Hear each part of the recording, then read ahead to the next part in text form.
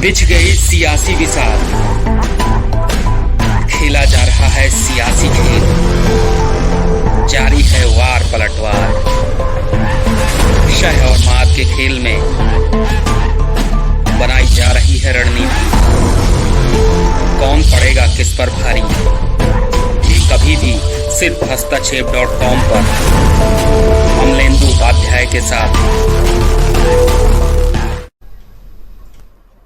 धन्यवाद राजीव जी। निसंदेह कर्नाटक की चुनाव प्रक्रिया के दौरान ही देश की राजनीति में परिवर्तन के संकेत मिलने लगे।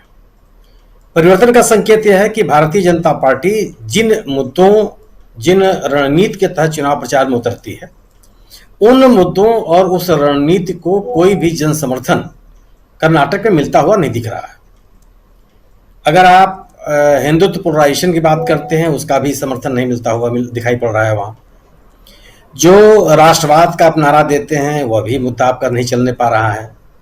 अल्पसंख्यकों के ऊपर हमला करके बहुसंख्यक समाज को पोलराइज करने की जो कोशिश होती है, उसका भी वो भी परवान नहीं चल रहा है। मोदी जी के नाम का भी वो असर नहीं दिख रहा है जो आमतौर पर देश के अन्य हिस्सों में दिखाई पड़ता है। हालांकि इसमें कोई बहस नहीं है कि अभी भी मोदी जी का एक असर है, लेकिन अभी तक वो दिखाई नहीं पड़ा, खासतौर से कर्नाटक में। भारतीय जनता पार्टी के लोग, नेता लोग जिस तरह की राजनीति कर्नाटक में करने का प्रयास कर रहे हैं, वह चीजें वह उसके लिए जनता तैयार दिखती नहीं है। और जो मुद्दे हैं वह एकदम आगे आके सिर पर चढ़ के बोल रहे हैं। अगर सरकार की विफलताएं, कर्नाटक सरकार की विफलताएं हैं, तो उसको लोग स्वर दे रहे हैं। अगर कर्नाटक सरकार में भ्रष्टाचार हुआ है, तो लोग उस पर बल दे रहे हैं कि आखिर भ्रष्टाचार क्यों हुआ और सरकार इस पे मौन क्यों रही, और भारतीय जनता पार्टी का केंद्र देते तो इस पर क्यों चुप रहा। अगर उस वहां के किसानों को, दूध उत्पादन किसानों के आर्थिक हितों पर हमले की कोशिश की जा रही है, तो वहां के किसान चुप नहीं है, वहां का किसान आक्रामक है और राष्ट्रवाद के नाम पर और अन्य पोलराइजेशन के नाम पर चुप रहने के लिए तैयार नहीं है। तीसरी चीज की एक अजीब पार्टी के रूप में जो ये बना हुआ था, और यह था कि केंद्रीय नेतृत्व के नाम पर जो कुछ भी पार्टी और संगठन के लोगों को कहा जाएगा, लोग उसको स्वीकार कर लेंगे, यह अभी कर्नाटक में नहीं देखा। मतलब मेरी स्मृतियों में ये कर्नाटक वह पहला राज्य है जहां भारतीय जनता पार्टी संगठन के स्थानीय नेता केंद्रीय नेतृत्व के खिलाफ मुखर है और बड़े पैमाने पर पार्टी छोड़ दी है। और वह ऐसे सामान्य नेता नहीं है। जगदीश शेट्टार जैसा नेता जो 6 बार का एमएलए, मुख्यमंत्री, विपक्ष का नेता, विधानसभा का अध्यक्ष, ये तमाम महत्वपूर्ण पदों पर जो रहे हैं और जनसंघ के जमाने से लेकर के भारतीय जनता पार्टी की राजनीति करते चले आ रहे हैं, अगर उन्होंने पार्टी छोड़ दी, अगर जगदीश सावदी जैसे लोगों ने पार्टी छोड़ दिया, तो यह संकेत है कि यहाँ का संगठन केंद्रीय नेतृत्व को मानने के लिए तैयार नहीं है। निश्चित रूप से बदलाव की स्थितियां हैं।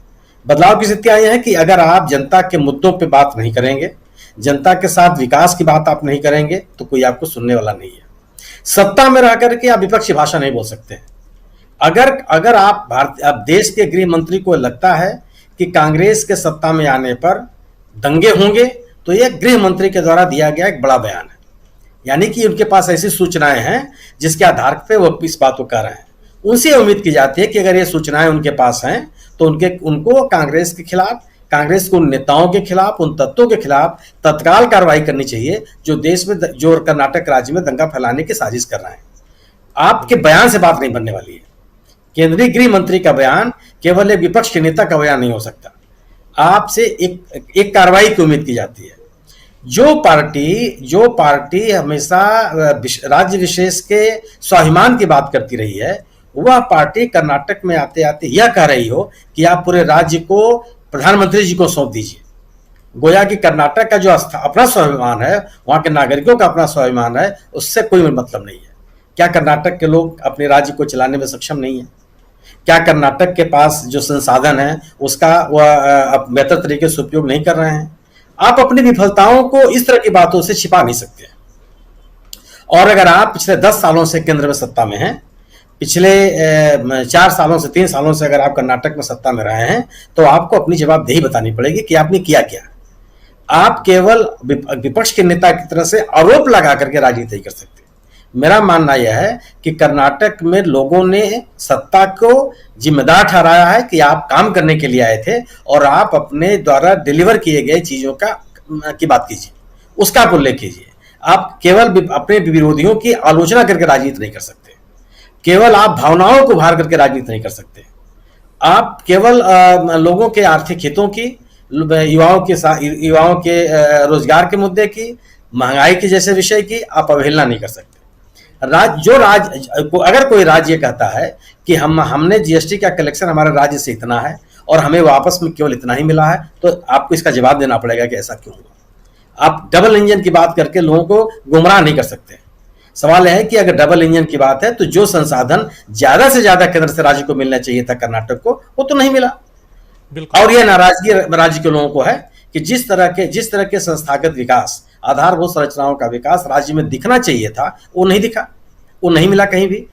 गोया कि आपको सत्तारूढ़ दल को अपनी जवाबदेही तय करनी पड़ेगी, नीतियों की और कार्यक्रमों की बात करनी पड़ेगी, प्रगति की बात करनी पड़ेगी, लोगों की भावनाओं को उभार करके आप राजनीति कर सकते हैं। वहीं एक बड़ा बदलाव दिख रहा है कि विपक्ष की एक पार्टी सशक्त तरीके से सत्तारूढ़ दल के सामने मजबूती के साथ खड़ी है, न केवल संगठनात्मक स्तर पर, न केवल नेतृत्व के स्तर पर, बल्कि चुनाव की जितनी भी तैयारियां हो सकती है, एक एक बूथ पर उसके लोग मौजूद हैं और सत्तारूढ़ दल का एकदम जबरदस्त तरीके से मुकाबला कर रहे हैं। और वह एक वैकल्पिक कार्य योजना के तहत लोगों के बीच में है कि अगर हम सरकार में आएंगे तो हम ये करेंगे, हमारे साथ ये कार्यक्रम है, हमारे साथ ये योजना है। सत्तारूढ़ दल के खिलाफ जबरदस्त तरीके से हमलावर है।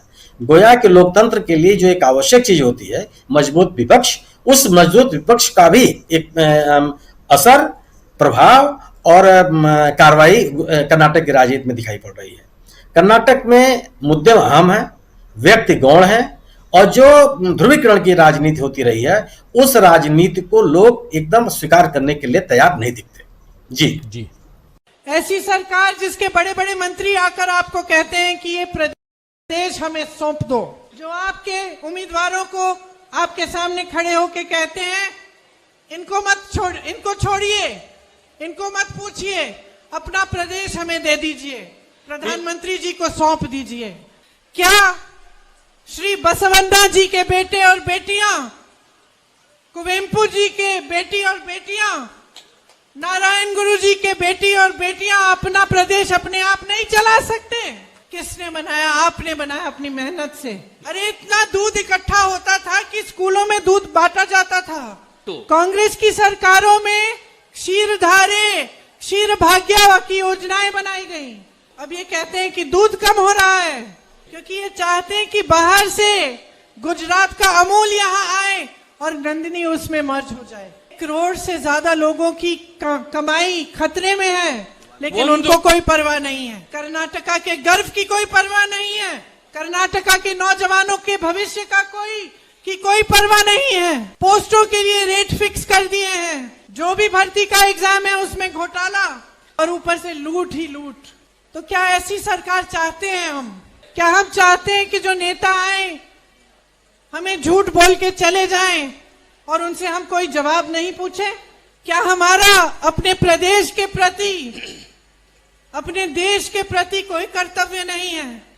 बहनों और भाइयों, आपका एक बहुत बड़ा कर्तव्य है अपने प्रदेश के प्रति, अपने बच्चों के प्रति, अपने खुद के भविष्य के प्रति। बिछ गई सियासी विसार,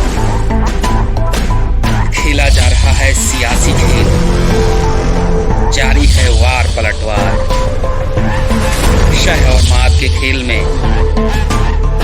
बनाई जा रही है रणनीति, कौन पड़ेगा किस पर भारी, ये कभी भी सिर्फ हस्तक्षेप.com पर अमलेंदु उपाध्याय के साथ